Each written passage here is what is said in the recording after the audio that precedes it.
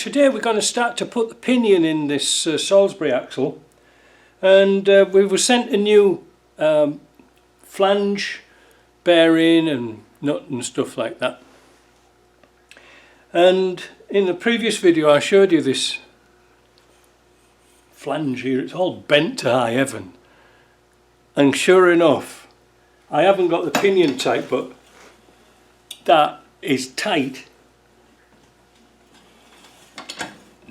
going round and hitting the nose of this here. So I didn't need that, but I'm not sure what to do. I think what I might just do is take this off again, put it on the press and see if I can press this to almost flat.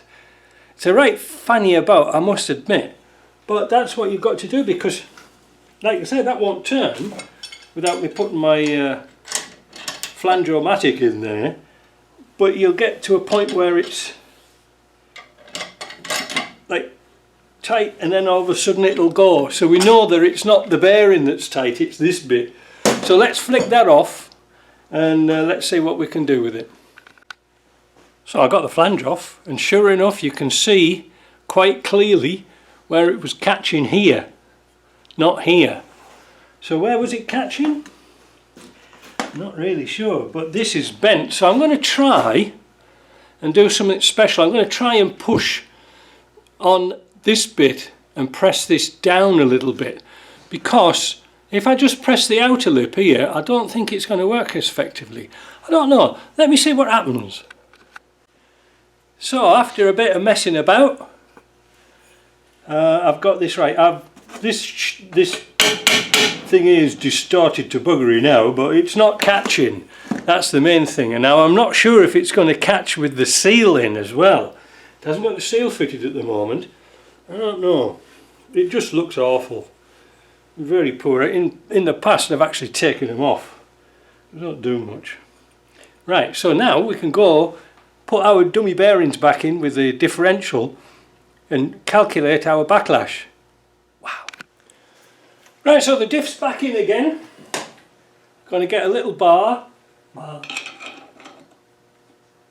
Push the bearing so it's against this side. Give these a nip up. Same again at this side. Little bar in there. See, push it across.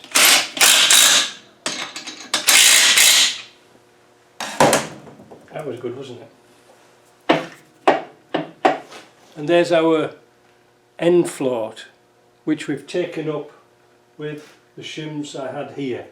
I think I've just put them all in a great big pile now down here, but never mind, we'll work them out. So the next we're going to set up with our dial gauge and work out what 10,000. So if we put this close, no backlash. So we want that to be 10,000th of an inch, so we'll get set up for that. So I'm having a job trying to set that to 0. I've got it to 1.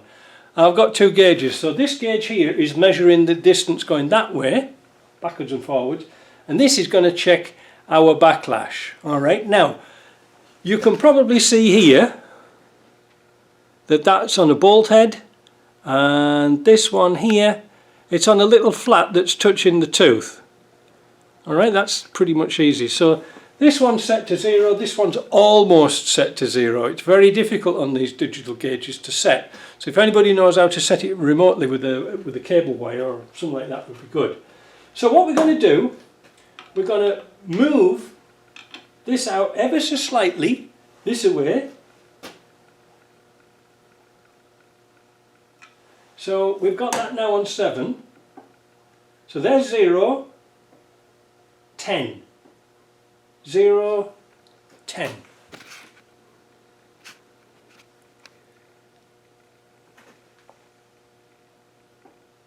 Zero, 10. So we could come in 0, 8, 0, 9. Okay, that's where it should be. Whoops. Oh, I always get that wrong. So that's good. 9's good. It should be between 6 and 11. Alright, so 9's middle of the road. We could go a little hair more.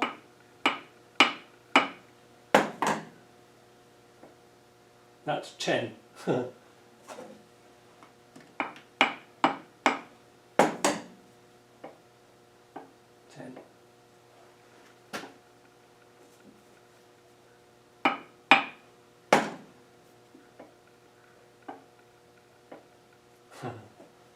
It's tricky, isn't it? It's really difficult to do, but it's easy with the dummy bearings.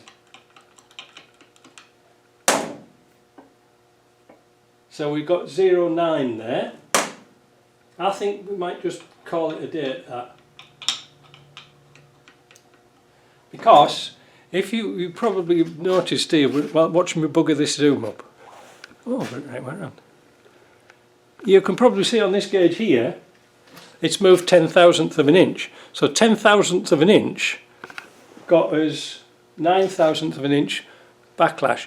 That is pretty much what it says in the book. Oh, see, it's 1 to 9, so it's actually 8. So that's even better. So we're in the ballpark there.